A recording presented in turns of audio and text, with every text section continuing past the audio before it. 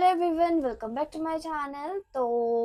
Welcome in new semester that is semester fourth. तो हम semester fourth की starting करने वाले हैं अपनी फर्स्ट बुक से, that is issue in Indian commerce. और ये हमारा बहुत ही छोटा सिलेबस है, इसका बहुत ही इजी सिलेबस है, मतलब बहुत ही ज़्यादा इजी सिलेबस है। जो हमारे मेजर और जो माइनर हमारे टॉपिक्स होते हैं उसी को एक न्यू बुक में कन्वर्ट करके रख दिया इन्होंने। और ये थोड़ा बहुत ज़्यादा इजी है। और तो भी इस चैप्टर की पीडीएफ तो नहीं बनेगी क्योंकि बहुत ज़्यादा लिटिल है बुक में भी, तो पीडीएफ के लिए मुझे लगा नहीं है। तो इसे हम डायरेक्ट बुक से पढ़ेंगे, ठीक है। और ये हमारा वैल्यू एडिड कोर्स मतलब वैक के अंदर आता है। देन उसके बाद इसके वही होगा, ए बी सी सेक्शन होंगे। ए सेक्शन में 10 मार्क्स होंगे और बी सेक्शन में 15 मार्क्स का होगा, सेक्शन सी में 15 मार्क्स का होगा।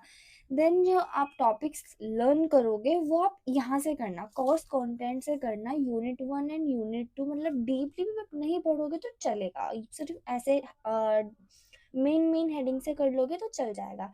देन इसमें हमारे टोटल 11th चैप्टर है और बहुत ज़्यादा इजी है, लाइक बहुत ही ज़्यादा इजी है।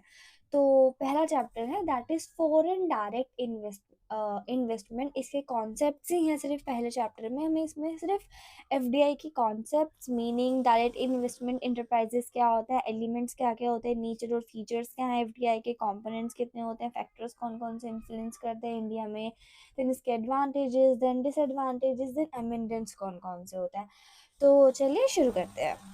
सो पहला है हमारे पास फॉरेन डायरेक्ट इन्वेस्टमेंट कॉन्सेप्ट्स। अगर लर्निंग कंटेंट्स में है फॉरेन डायरेक्ट इन्वेस्टमेंट क्या है, बस हाँ ये जो भी चैप्टर्स जो टॉपिक्स मैंने बोले हैं। तो मीनिंग से स्टार्ट करते हैं। So concepts and meaning. So foreign direct investment (FDI) is an ownership stake in foreign company or project made by investor, company or government from another country। कि देखो FDI क्या होता है, देखो foreign मतलब foreign मतलब ये तो पता है ना, बाहर का देश। देन डायरेक्ट इन्वेस्टमेंट मतलब हम कोई इन्वेस्टमेंट कर रहे हैं, मतलब अपने फाइनेंस उसमें इन्वेस्ट कर रहे हैं फॉर द रिटर्न्स, ठीक है। तो जब भी हम कोई इन्वेस्टमेंट करते हैं किसी बाहर की कंट्री से बाहर की कंट्री में, तो उसको हम एफडीआई बोल देते हैं। लाइक अगर हम यहाँ से बैठे बैठे अमेरिका में इन्वेस्ट करेंगे तो एफडीआई हो जाएगा ये, ठीक है। उसके बाद कौन कौन कर सकता है, इन्वेस्टर्स कर सकते हैं, कंपनी कर सकती है, गवर्नमेंट कर सकते हैं, कोई भी कर सकता है। Then the term is used to describe a business decision to acquire a substantial stake in foreign business और to buy it outright to expand operations to a new region. कि भाई हम अपना थोड़ा सा स्टेक लेने के लिए बाहर इन्वेस्टमेंट कर देते हैं। Then FDI is a key element in international economic integration because it creates stable and long-term links between economics। अब देखो, अब हमने इन्वेस्ट करा है यूके में, इंडोनेशिया में, थाईलैंड में, किसी में भी मान लो, तो हमारा एक ग्लोबली तो मैच हो रहा है ना, हम मतलब बिटवीन दी कंट्रीज तो हमारा कनेक्शन बन रहा है ना। तो ये क्या हो गया, लॉन्ग लास्टिंग हो गया, जो कि इंटीग्रेशन लाती है किसी भी दो इकोनॉमीज के बीच में। देन उसके बाद next, a foreign direct investment is an investment in the form of controlling ownership in a business on in one country by and business entity in another country की। मतलब हम ऑनरशिप मतलब हम investment कर रहे हैं, लाइक शेयर्स भी खरीद रहे हो तो आपके पास थोड़ी सी तो ऑनरशिप आई है ना दूसरी कंपनी की। तो उसके बाद FDI includes mergers and acquisitions, buildings, new facilities, reinvesting operation, intra company loans. मतलब एफडीआई में ये सब चीजें आती है, जैसे कि जब मर्जर्स मतलब दो कंपनी मिलती हैं, एक्विजिशन मतलब किसने एक्वायर कर लिया है, द न्यू फैसिलिटीज, ये इन सब चीजों में। Then it is the sum of equity capital, long term capital, short term capital as shown in the balance of payment. देखो बीओबी पढ़ के तो आए ही होंगे ना, मतलब 12th में पढ़ते हैं, लाइक बीओपी हमें बैलेंस करना होता है, हमारे इंपोर्ट्स एंड एक्सपोर्ट्स बैलेंस करने होते हैं, नहीं हो रहा है तो लीकेज और इंजेक्शन आते हैं, वो मैं रिकॉल करा दूंगी। तो उसमें ये सारी चीजें आते हैं, equity capital, long term capital, short term capital. Then foreign direct investment usually involves participation in management. और हम कर किन किन फॉर्म्स में कर सकते हैं, मैनेजमेंट में कर सकते हैं, जॉइंट वेंचर्स में कर सकते हैं, ट्रांसफर ऑफ टेक्नोलॉजी में कर सकते हैं, एक्सपर्टाइज में कर सकते हैं, Then FDI can be made in various ways, including opening a new subsidiaries, associated companies in foreign companies, acquiring a controlling, मतलब ये सब उन्हीं के एग्जाम्पल्स है. Then definitions. देखो मैं ना बहुत प्यारा कॉन्सेप्ट बताने वाली हूँ. जब भी आपको कोई definitions पूछते हैं ना एग्जाम में, तो वहाँ पे हमें ऑथर लिख के आना होता है. That's why that is definition. और अगर हम ऑथर नहीं लिख के आ रहे तो वो सिर्फ एक मीनिंग है. तो मतलब अगर कभी भी एग्जाम में डेफिनेशन आ रही हो तो उसके नीचे ना ऑथर का नाम जरूर लिख के आना, ठीक है. और अगर मीनिंग है तो कुछ भी लिख सकते हो. देन अगर मीनिंग की देखें तो according to international monetary fund BPMS क्या बोलता है कि foreign direct investment is a process जहाँ पे जो रेजिडेंट होता है एक कंट्री का, मतलब होम कंट्री का, वो किसी और कंट्री में जाके पर्पस जैसे कि प्रोडक्शन, डिस्ट्रीब्यूशन और अदर एक्टिविटीज करता है किसी भी होस्ट कंट्री में. देन उसके बाद foreign direct investment is defined as international investment that reflects the objective of resident entity in one economy. मतलब वही जब ये पढ़ के आए सेम वही है, दोबारा पढ़ने वाली चीज तो है नहीं. उसके बाद डायरेक्ट इन्वेस्टमेंट एंटरप्राइज की ये क्या है. सो ओईसीडी क्या है, organisation of economic cooperation and development recommends that a direct investment enterprise is to be defined as incorporated or unincorporated enterprises in which a foreign investor owns 10% or more of the ordinary shares or the voting powers of an incorporated enterprises. मतलब जब भी हम कहीं पे invest करते हैं तो हमारे पास उसमें 10% से ज़्यादा उसमें ऑनरशिप होनी चाहिए. And then the numerical guidelines of ownership of 10% of ordinary shares और voting stock determine the existence. और ये हमारा जो हम शेयर्स ले रहे हैं, एक्वायर कर रहे हैं, तो ये क्या डिटरमाइन करता है कि मेरी एग्जिस्टेंस कितनी है उस रिलेशनशिप के साथ. Then it means that the direct investor is to able to influence और participate in the management of enterprises, की भी वहाँ पे भी मैनेज कर सकता है. तो उसके बाद नेक्स्ट पढ़ते हैं elements of direct investment relationship की. जो डायरेक्ट इन्वेस्टमेंट रिलेशनशिप होती है तो क्या क्या एलिमेंट्स है. सो कैसा है, representation of board of directors, मतलब वो बोर्ड ऑफ डायरेक्टर में रिप्रेजेंट होगा, पार्टिसिपेशन होगा उसका पॉलिसी मेकिंग में, मटेरियल होगा, इंटर कंपनी ट्रांजेक्शन्स में इंटरचेंज हो सकते हैं, manager personnel and provision of technical information. मतलब कि अगर आप बन जाते हो, अगर आप मतलब जैसे मैं हूँ, मैं बन गई हूँ डायरेक्ट इन्वेस्टमेंट रिलेशनशिप का पार्ट हो गई हूँ, तो मेरे साथ क्या क्या होगा, मुझे बोर्ड बीओडी में रिप्रेजेंट करेंगे, पॉलिसी में इंटरफेयर करने देंगे, ट्रांजेक्शन्स में होने देंगे, long term and lower term market rate मुझे सब कुछ पता होगा, ये सब चीज़ें. देन उसके बाद नेचर और फीचर्स और characteristics of foreign direct investment. अब देखो आपको ये तो पता ही लग गया होगा ना कि फॉरेन डायरेक्ट इन्वेस्टमेंट क्या होती है. कुछ नहीं होती है, बहुत सिंपल होती है. मैंने किसी बाहर की कंपनी में इन्वेस्ट करा हुआ है, that is foreign direct investment. तो उनके शेयर्स ले लिया, कुछ भी कर लिया, ठीक है. उसके बाद इसके नेचर्स क्या क्या होते हैं, अब ये तो पता ही है ना. अगर डेफिनेशन नहीं आती, मतलब मीनिंग नहीं आती है, तो कैरेक्टरिस्टिक्स लिख दो, और अगर कैरेक्टरिस्टिक्स नहीं आते तो मीनिंग को पार्ट पार्ट के लिख दो. तो उसके बाद फर्स्ट क्रॉस बॉर्डर इन्वेस्टमेंट. अब देखो एक कंट्री से दूसरी कंट्री हो रहा है तो क्रॉस ऑर्डर तो हो ही रहा है ना, मतलब क्रॉस बॉर्डर तो हो ही रहा है ना. So FDI is a cross border investment है जहाँ पे एक कंपनी दूसरी कंपनी में जाके करती है और अनदर कंट्री में करती है. And FDI is a substantial lasting and substantial then lasting investment, and government भी कर देती है फॉरेन कंट्री में. Then next is many ways of investment. Investment के बहुत सारे तरीके होते हैं. The foreign company may make investment either by opening its branch or by having a subsidiary foreign control company in home country, की मतलब या तो आप डायरेक्टली भी उस कंपनी में कर सकते हो या फिर एक सब्सिडियरी कंपनी भी आप होम कंट्री में खोल सकते हो. देन उसके बाद next is profit making. Profit is the prime motive. और हम क्यों करते हैं, प्रॉफिट के लिए करते हैं, क्योंकि देखो डॉलर्स में हो रही है तो मतलब कितनी अच्छी बात होगी ना, लाइक रॉयल्टी मिलेगी, डिविडेंड्स मिलेंगे. तो उसके बाद next is participation in control and management. आपको उस कंपनी का कंट्रोलिंग राइट आ जाएंगे आपके पास. Then FDI investor typically take controlling positions in domestic firms of joint venture are actively involved in their management. Investment retains control over investment management firm concerned in foreign direct investment, and investor may obtain effective voice in management. ये कुछ नहीं है ज़्यादा कुछ खास. Then next is long term investment. जो FDI होती है थोड़ी लॉन्ग टर्म के लिए होती है, because this investment can not be easily liquidate. आप इजिली लिक्विडेट नहीं कर सकते हो इन्वेस्टमेंट्स. फिर उसके बाद next is increase in resources. ये सारे ये जितने भी हमें फीचर्स हैं जैसे क्रॉस बॉर्डर ये सब मैनेजमेंट, अब इनको वन बाय वन वही पढ़ रहे हैं हम। फिर उसके बाद increase in resources, FDI not only provide an addition to the domestic savings and resources but also in addition to productive assets of the country gets foreign exchange through FDI। अगर हमारे मतलब बाहर की कंट्री ने हमारे country में invest करा है तो हमें उसकी करेंसी भी तो मिलेगी ना, उनकी इन्वॉल्वमेंट भी तो मिलेगी, हमें वहाँ के डॉलर्स लॉयल्टी भी तो मिलेंगी हमारे कंट्री को। तो फिर उसके बाद investment in open economies and FDI are commonly made in open economies that offer a skilled workforce, मतलब एक ओपन इकोनॉमी मतलब एकदम वर्ल्ड वाइड एकदम एडवांसमेंट आ जाती है।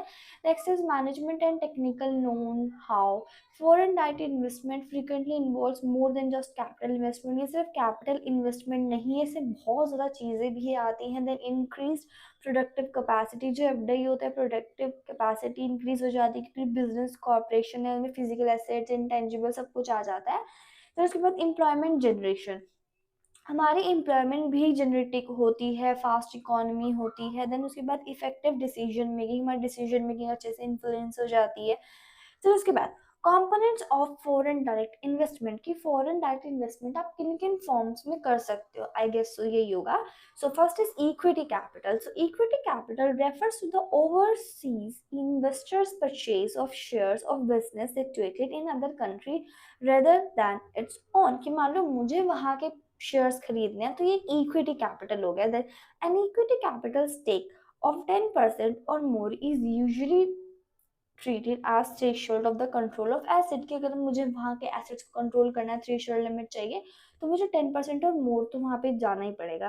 फिर उसके बाद री इन्वेस्टेड अर्निंग, सो री invested earning is the share of overseas investments of earning not distributed dividends by subsidiaries or association and profit of branches not remitted to the direct investor, जहाँ की मतलब आपको डायरेक्टली डिविडेंड्स वगैरह नहीं मिलते हैं। Then next is intercompany debt transaction, so it is the short term or long term borrowings and lending of funds between direct investors and affiliate enterprises. The borrowings and lendings of funds involve debt securities, credit of supplier between direct investors and subsidiaries, branches and associate.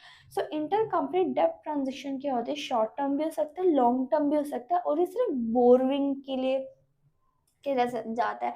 जैसे कि share capital में तुम invest कर देते हैं, but अगर आपको बोरविंग्स चाहिए तो वहां पे आपके इंटरकंपनी डेब्ट ट्रांजैक्शन आएगा। देन उसके बाद types of foreign direct investment की कौन कौन से टाइप्स होते हैं, उसके बाद ये सब होते हैं horizontal, vertical, conglomerate, then mergers, acquisitions, joint ventures, platform FDI। So first is horizontal FDI. So horizontal FDI is the most common type of FDI. With a horizontal FDI, a company establishes the same type of business operation in foreign country as it operates its home country. जैसे आप home country में organise कर रहे हो अपना कोई भी business, वही आप सेम एज फॉरेन कंट्री में भी ऑपरेट कर सकते हो। It basically resolves अराउंडिंग investing funds in foreign companies, मतलब वो उनके ज़्यादा नियर हो जाएगा तो वो ज़्यादा से ज़्यादा इन्वेस्ट कर पाएंगे। फिर उसके बाद belonging to the same industry as it owned and operated by foreign direct investment under this type of investment located in different countries where छोड़ो कुछ नहीं। तो उसके बाद next is vertical FDI। So in a vertical FDI a business acquires a complementary business in another country. A vertical FDI occurs when an investment is made with a typical supply chain in company. Under this type of FDI, a business firm invest in foreign company firm which may supply or sell the product। तो vertical FDI में क्या होता है, ये foreign companies में होता है जो कि सप्लाई करती है प्रोडक्ट्स का या फिर उनको सेल करती है, ठीक है। वर्टिकल में क्या होता है, acquire complementary business in other country. FDI occurs when investment is made typical supplying chain, जहाँ पे आपकी सप्लाई चेन आ रही है, जैसे में आप किसी प्रोडक्ट ऑफर कर रहे हो सामने वाले को। फिर उसके बाद next is conglomerate FDI. So under conglomerate FDI, investments are made in two completely different companies of totally different industry। मतलब कितनी भी आप जितनी भी टू डिफरेंट कंपनीज होती है, टू डिफरेंट इंडस्ट्री होती है, मतलब जितनी भी आप इन्वेस्टमेंट करते हो इंडस्ट्री एंड कंपनीज दोनों अलग अलग ही होती हैं. The FDA is not likely directly to the investor business. A company invests in foreign business that is unrelated to its core business. This is often the form of joint venture. ये basically joint venture में होता है, जो आपकी जो जितने भी आपकी इन्वेस्टमेंट्स है वो अनरिलेटेड है. फिर उसके बाद mergers and acquisitions. So FDI can take place through mergers and acquisition. It happens when a large business firm based in one country acquire a small company with operation in a different company. मतलब उनकी small company है किसी एक company में, एक country में, और उसके डिफरेंट डिफरेंट फॉर्म्स हैं डिफरेंट डिफरेंट कंट्रीज में. तो यहाँ पे बोलते हैं mergers and acquisitions. Then next is joint venture. A joint venture refers to a situation in which companies bases in two different countries come together to conduct business. कि मान लो कोई company है वो एक दूसरी कंट्री से है, एक दूसरी कंट्री से, उन दोनों ने जॉइंट वेंचर करा, देन हमने उसमें इन्वेस्टमेंट करी है, that's called FDI in joint venture. Next is platform FDI. So under platform FDI a business expands into foreign countries but the goods product are exported to third country. कि मतलब वो export तो कर रहे हैं पर वो किसी थर्ड कंट्री को एक्सपोर्ट कर रहे हैं. The next is factors that make India an attractive FDI destination. कि मतलब लोग क्यों इन्वेस्टमेंट करेंगे इंडिया में. सो ये फैक्टर्स होते हैं जो बिलो द फैक्टर्स हैं, ये सारे फैक्टर्स हैं कि जो बाहर के जो कंपनी वाले हैं वो इंडिया में आके इन्वेस्ट करेंगे. जैसे कि गवर्नमेंट एटीट्यूड क्या है, नेचर ऑफ प्रोडक्ट क्या है, मार्केट साइज कैसा है, कंट्रोल ओवर मार्केटिंग कैसा है, कॉस्ट ऑफ डूइंग बिजनेस क्या है, लेवल ऑफ ओपननेस कितनी है, ट्रेड बैरियर्स है कि नहीं, tax policy, foreign exchange reserve, availability of low labor cost, availability of raw material, infrastructure, skilled labor, large customer base, government competition, favorable labor legislation. ये सारे reasons हैं जिनकी वजह से हमें इन्वेस्टमेंट की जाती है. सो first is availability of labour at low cost. की देखो यहाँ पे देखो इंडिया में काफ़ी ज़्यादा स्किल्ड लेबर भी होते हैं, काफ़ी ज़्यादा अनस्किल्ड भी होते हैं. जो जो अनस्किल्ड लेबर होते हैं उनकी कॉस्ट थोड़ी कम आती है, ठीक है. तो बाहर की कंपनी इसलिए यहाँ इन्वेस्टमेंट करती है, मतलब इसलिए यहाँ अपनी कंपनीज बनाती है कि जिससे कि यहाँ के लेबर्स को परचेज कर पाए at a low price rate. कि जैसे कि मान लो जैसे कि हम बोलते हैं ना प्राइवेट कंपनी एमएनसी है, मल्टीनेशनल कंपनीज हैं, वो सब यही है कि वो यहाँ पे आ जाती है, यहाँ पे कंपनीज बिल्ड कर देती है, और यहाँ से जो स्किल्ड लेबर होते हैं, बड़े स्किल्ड मतलब अच्छे खासे पढ़े इंटेलिजेंट लोग होते हैं हमारे यहाँ के, वो इन प्राइवेट जॉब्स करते हैं. सो आई थिंक सो ये होगा. देन उसके बाद यही होता है वैसे तो. Availability of labour at low cost. जैसे foreign investment is closely influenced by the availability of skilled labour. कि देखो हाँ स्किल्ड लेबर है और यहाँ पे थोड़े कम पैसों में मिल जाते हैं, प्रोडक्शन हो जाती है अच्छे से.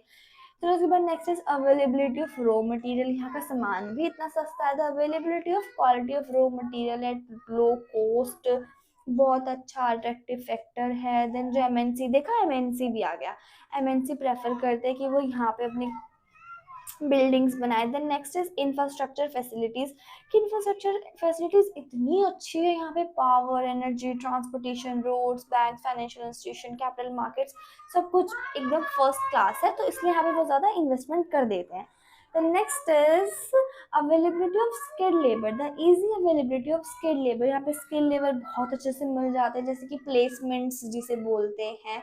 Then fifth is political stability. Political stability भी बहुत अच्छी है, मतलब पॉलिटिकली मतलब वैसे तो कंडीशन बेकार है बट एक स्टेबिलिटी तो है देखो.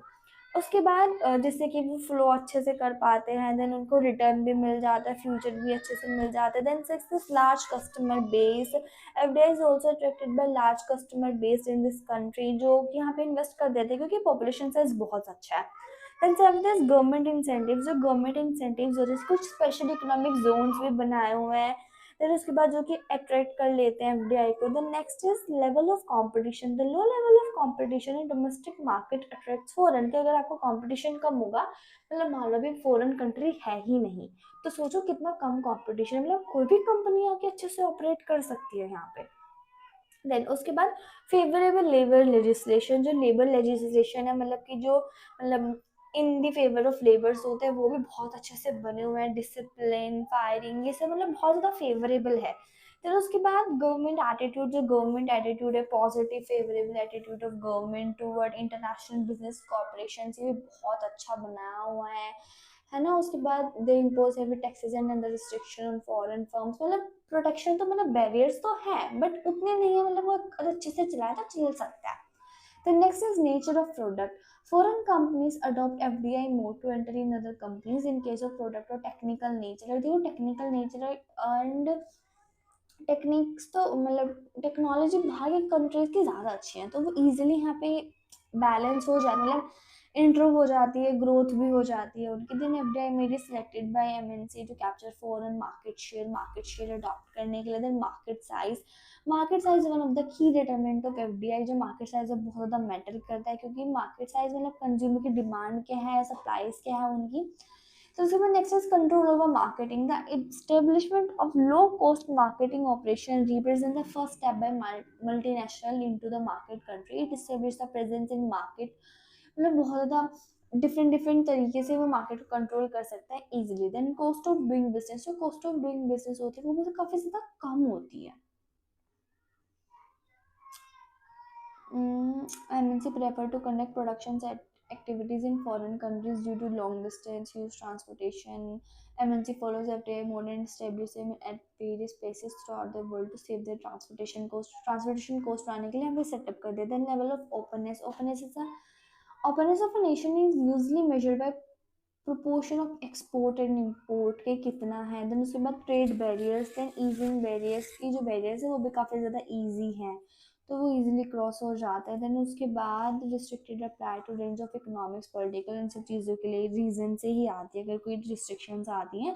Then tax policies, taxes have a significant influence of earnings की, मतलब आप टैक्स इन अगर आपका टैक्स है पेबल कर सकते हो आप, तो ईजिली कर लोगे ना खड़ी पूरी बिल्डिंग इंडिया में। तो next is foreign exchange reserve, a positive relationship postulated between foreign exchange reserve, मतलब एफआरएस कितना है हमारा। फिर उसके बाद importance and advantages of foreign direct investment in economic development of host nation के। मान लो होस्ट नेशन क्या है, मान लो अमेरिका ने इंडिया में करी है, तो ये एक होस्ट नेशन हो गया, ठीक है। एक होता है होम, एक होता है होस्ट। होस्ट जहाँ आप कर रहे हो, ठीक है।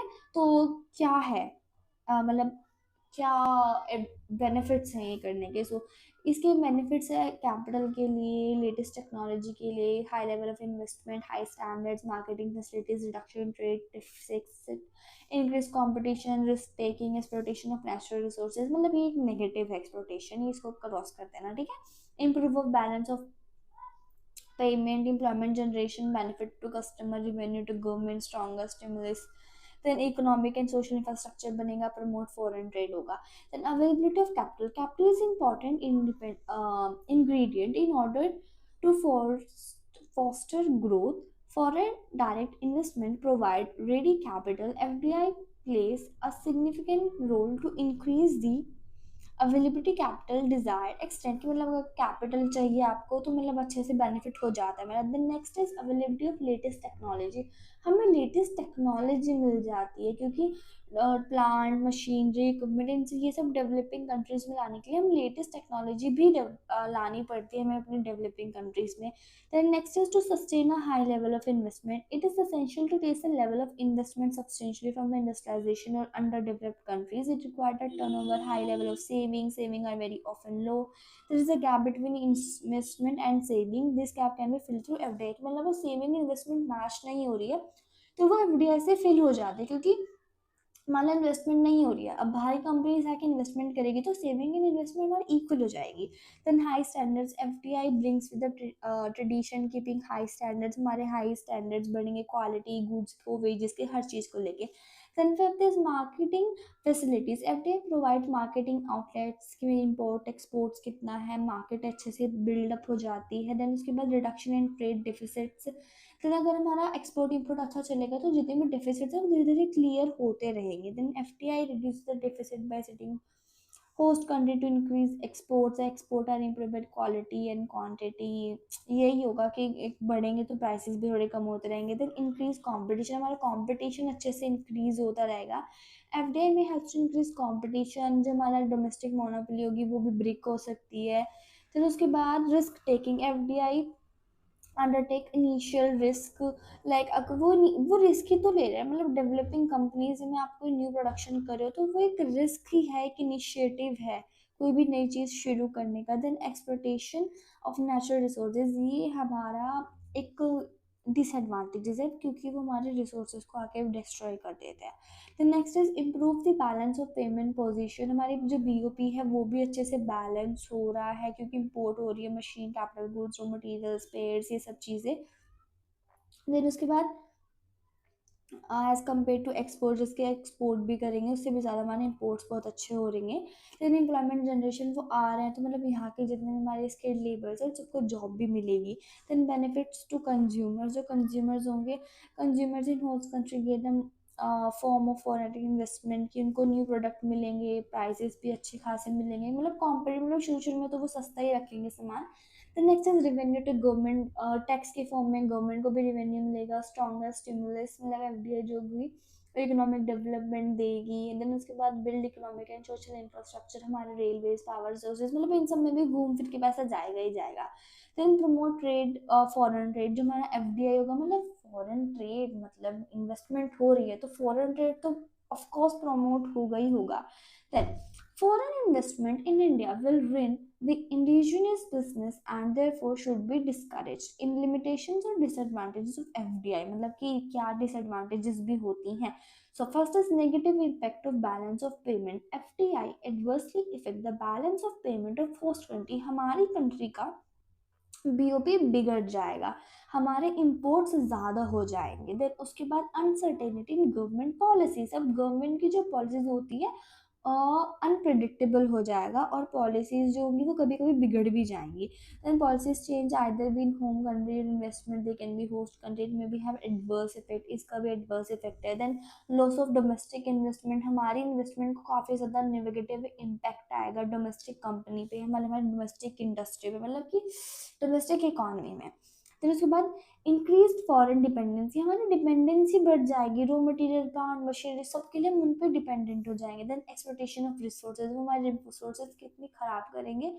फिर उसके बाद कि increase foreign dependency, resources, special concession, absent displacement, small traders burden, one by one करके पढ़ लेते हैं। Bad business ethics, the activities of foreign enterprises में offer outside the domain of proper business ethics and legal of host country, क्या पता हमारा domain बिगाड़ दे, क्या पता वो इलीगल हो जाए, कुछ कुछ भी हो सकता है मतलब। And then special concessions, the government of developing country have to provide special concessions, हमें स्पेशल कंसेशंस देने पड़ेंगे, टैक्स घटाना पड़ेगा, मतलब इतना ज़्यादा बेनिफिट होगा उनको और हमारा तो सिर्फ लॉस ही लॉस होगा। Then absence of effective transfer of technology, foreign enterprises often transfer outdated technology, वो कोलैबोरेशन के लिए हमें कभी घटर टेक्नोलॉजी भी तो दे सकते हैं। देन उसके बाद डिस्प्लेसमेंट ऑफ स्मॉल ट्रेडर्स, हमारे स्मॉल ट्रेडर्स कहाँ जाएंगे अगर हाइपर मार्केट्स ही आती रहेंगी मार्केट में। देन बर्डन ऑफ एक्सटर्नल डेब्ट, हमारा डेब्ट इंक्रीज हो जाएगा, उसे रीपे करना पड़ेगा। Then insufficient growth of internal resources, F D have a negative impact on growth of internal financial resources, हमारी खुद की रिसोर्सेज बहुत ज़्यादा डल हो जाएंगे। Then loss of competition, then FDI may actually cause a loss of competition. It reduces the competitive when it's consolidated industry in host countries through mergers and acquisition. अगर हम merge करते रहेंगे, acquisition करते रहेंगे तो हमारे तो मोनोपोली चली ही जाएगी ना मार्केट की। देन इम्बैलेंस डेवलपमेंट, हमारा डेवलपमेंट में जहाँ पे एमएनसी आ गई वो डेवलप्ड हो जाएगा, like Gurgaon, Noida, and the rest of the states है उनका क्या होगा। तो उसके बाद uncertainty, the element of uncertainty is large in case of FDI, जो अनसर्टेनिटी को भी काफ़ी ज़्यादा चेंज हो जाएगी।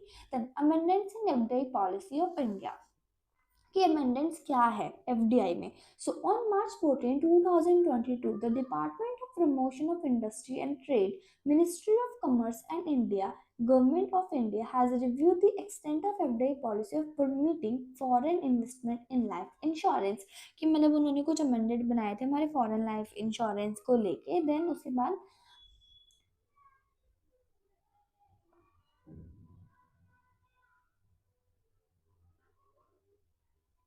Yes, and other notification consistency and further clarity of existing FDI policy, मतलब जितनी भी एफडीआई पॉलिसी थी वो फर्दर पढ़ लेते हैं. So FDI in LIC, foreign direct investment LIC के रिगार्डिंग क्या कहती है.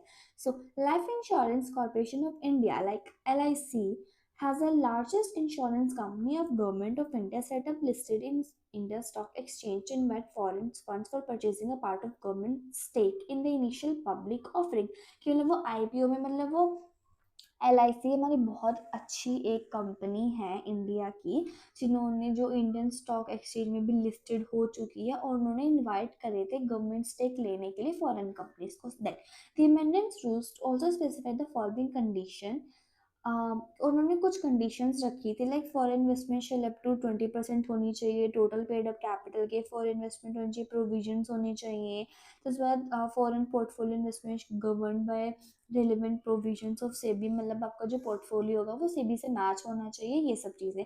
Then हमारे किन किन एरियाज में, एवरेन आई सी capital, convertible notes, foreign investment, Indian company, share based employment benefit, merger and demergers, real estate business.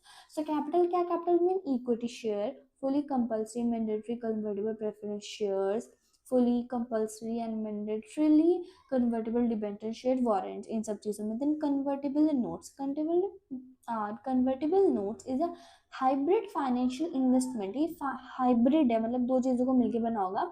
It combines a both features, डेप्ट इक्विटी दोनों है, और ये एक्नॉलेजमेंट में होता है कि आपको रिसिप्ट हो गए, मतलब पैसे आपको मिल गए हैं, which is repayable of the option of hold and convertible equity share, मतलब कि डेब्ट हो रहा है तो उसको कन्वर्ट करा सकते हो आप इक्विटी में. देन उसके बाद foreign investment means an investment mean by person resident outside India और रिप्रेजेंट, मतलब वही कि वहाँ का कोई पर्सन यहाँ पे आके कर देगा investment. Then Indian company means a company define as companies act which is incorporated, मतलब इंडियन कंपनी क्या है, जो कंपनी लोग के अंडर इनकॉर्पोरेटेड होगी उसको इंडियन कंपनी बोल देंगे. Then Indian company does not include societies, में सोसाइटी ट्रस्ट में ये सब चीज़ें नहीं आती हैं. Then share-based employee benefit. The mandate rules share-based benefit as issue of equity investment to employees, directors और employee director इन सबको मिलते हैं. Then उसके बाद mergers और demergers और amalgamation of Indian companies. So rule 19 of the NDI non uh, NDI rules like non-debent instrument also clarify that government approval shall not be required in case of merger, कि government की require नहीं होती mergers में, acquisitions में.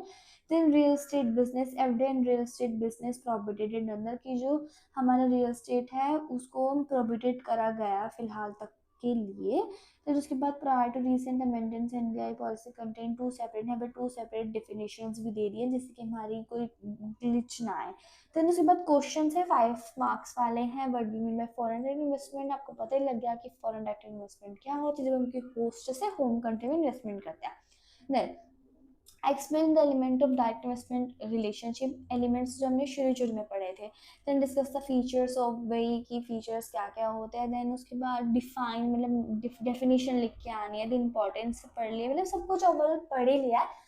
सो ये था आपका first chapter, that is foreign direct investment concepts. Next video हम नेक्स्ट चैप्टर करेंगे. Until the next video, take care and make sure you subscribe my channel. And आपने एक व्हाट्सएप चैनल भी ज्वाइन करा हुआ है इस बुक के पीडीएफ के लिए. So thank you for watching.